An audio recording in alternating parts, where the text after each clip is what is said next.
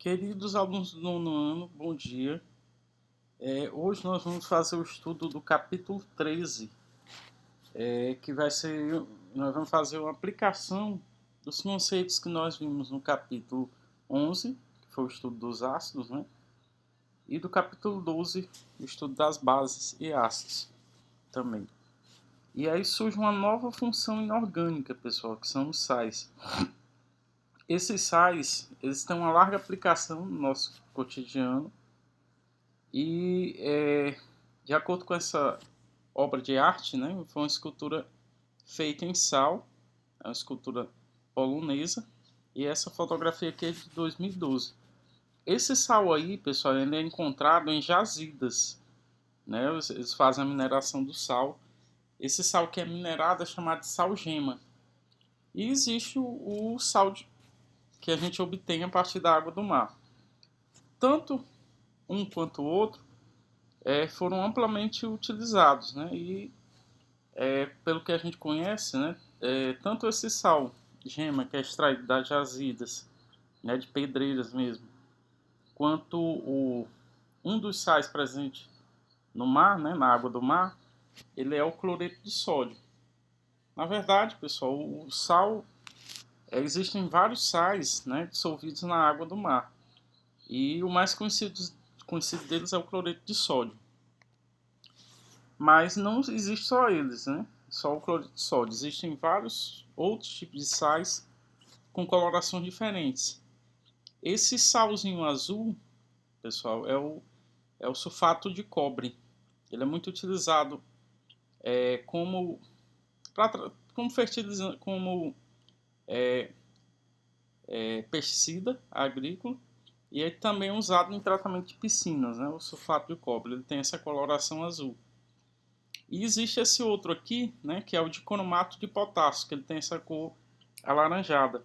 Ele é usado, pessoal, para fazer, né, um tipo de bafômetro, né, um teste de bafômetro sem ser o eletrônico. E aí, graças a esse dicromato de potássio, com outros reagentes, né, ele muda aí a coloração, né, dessa cor alaranjada para verde, indicando a presença de álcool. Né, um testezinho rápido, né, de identificação de álcools. E aí, pessoal, o que é um sal, né? De acordo com a definição do nosso cientista, né, o Arrhenius, tem uma larga importância no estudo de ácidos e base. Né? Para Arrhenius, um sal é toda substância que tem um cátion. Né? Cátion, relembrando aqui, é toda espécie química que tem carga positiva. Né? Então, para Arrhenius, um sal é toda espécie química que vai ter um cátion diferente do H+, e vai ter um ânion diferente do OH-. Repetindo, um sal vai ser uma substância que tem um cátion, né, uma espécie química que tem carga positiva, isso é o cátion, e aí ele vai ser diferente do íon H+. E o ânion vai ser uma espécie química, né, que tem carga negativa, e para ser um sal, ele vai ter que ser um ânion diferente de OH-. Então vou só colocar aqui para vocês o exemplo do cloreto de sódio, pessoal, nosso sal de cozinha. Quando eu dissolvo ele em água, ele vai formar o Na+ e o Cl-. Esse processo aqui é chamado de dissociação iônica. Ou seja, quando eu coloco um sal na presença de água, ele vai se quebrar nos átomos que o constituem, né? Que no caso aqui é o sódio e o cloro. Só que quando isso acontece, né, o sal ele fica com o sódio ele fica com essa carga positiva e o cloro fica com essa carga negativa. Ou seja, o Na+ é o cátion, o Cl- é o ânion. Então isso aqui é um sal. Por quê? Porque, de acordo com Arrhenius, vai ser toda substância química que libera um cátion que seja diferente de H+, no caso aqui não é o H+, né, é o Na+, e um ânion diferente de OH-. E aqui não é OH-, é o que? É Cl-. Então, de acordo com Arrhenius, né, o cloreto de sódio é um sal. Além desses sais que eu já citei, pessoal, cloreto de sódio, sulfato de cobre, né, dicromato de potássio, nós temos alguns outros. Ó. tem esse nitrato de sódio, né? Aqui essa fotografia mostra uma jazida natural desse sal, o nitrato de sódio. Ele tem uma grande importância na indústria de explosivos, pessoal. Isso aqui, com nitrato de sódio, é um dos ingredientes para a produção de pólvora. Então ele tem uma larga aplicação, né? Além de ser utilizado também como fertilizante, né? O nitrato de sódio. Nós temos, pessoal, o carbonato de cálcio. É ele que vai fazer, né, constituir o mármore. Na verdade, uma pedra de mármore é basicamente esse sal, que é o carbonato de cálcio. E ele é muito comum de ser encontrado, né, nas cavernas, formando as estalactites, né, ou seja, aquela estrutura de cima, e as estalagmites, que é a estrutura embaixo, né, levam milhões de anos para se formarem e emendarem, né, as estalactites de cima com as estalagmites de baixo. E aí a composição é um tipo de sal, né, que é o carbonato de cálcio. Nós temos também, pessoal, o carbonato de sódio, que ele é muito utilizado na fabricação de vidros, né.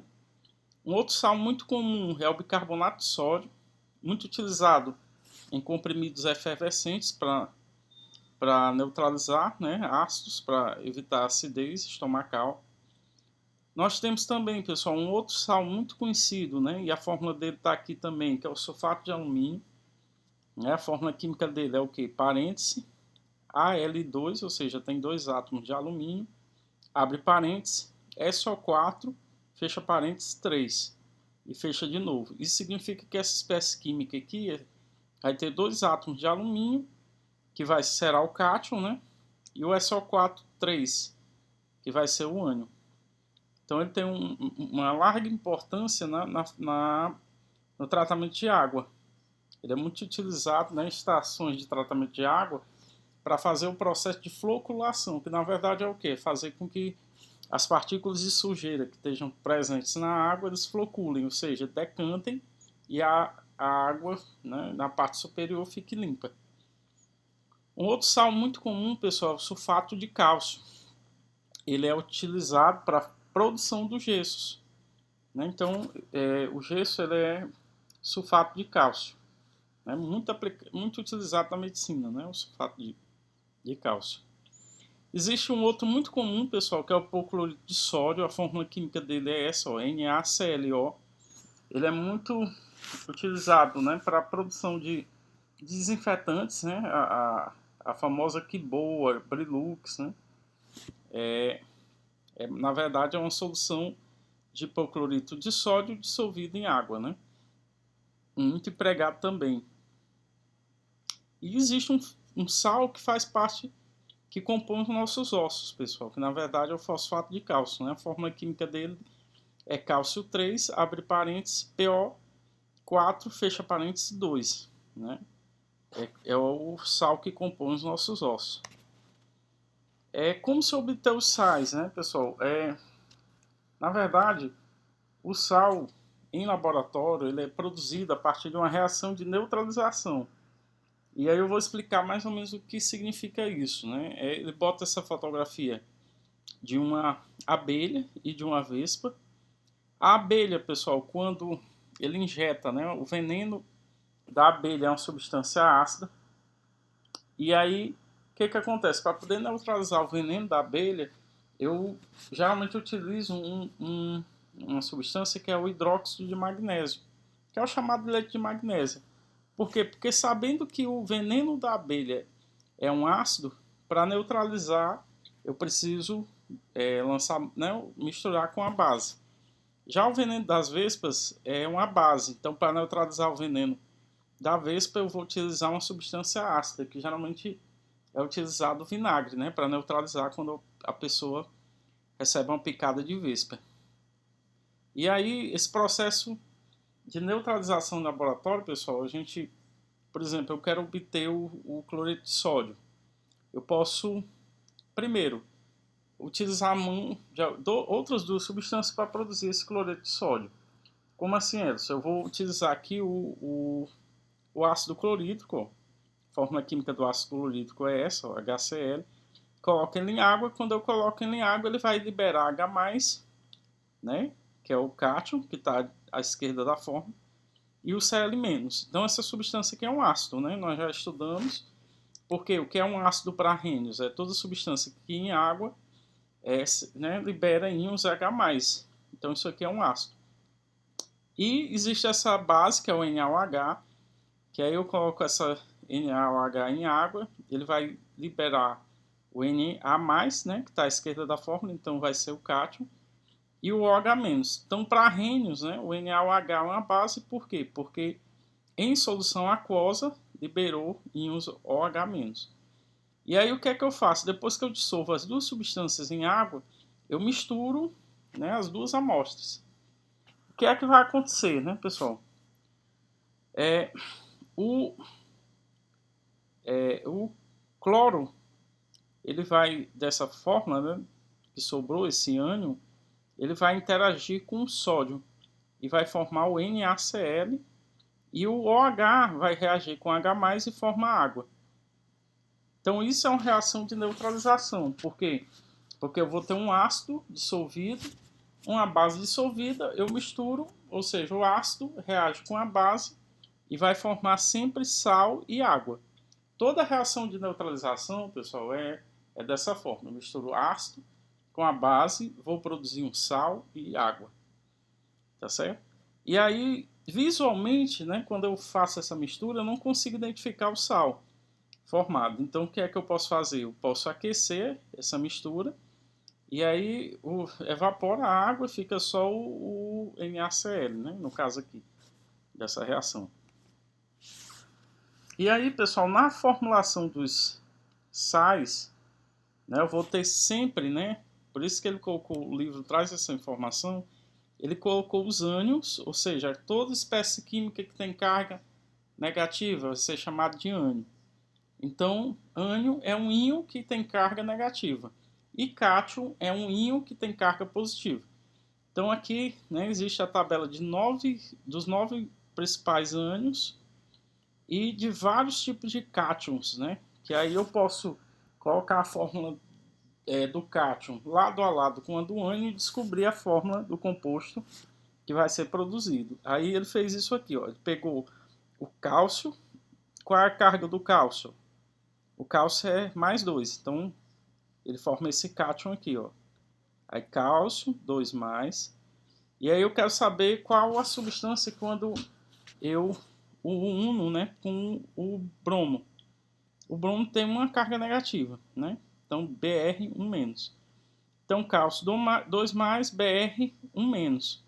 E aí eu inverto. O que for expoente aqui em relação à carga do cálcio, eu coloco para o bromo. O que for expoente do bromo, eu coloco como índice do cálcio. Então a forma vai ser o quê?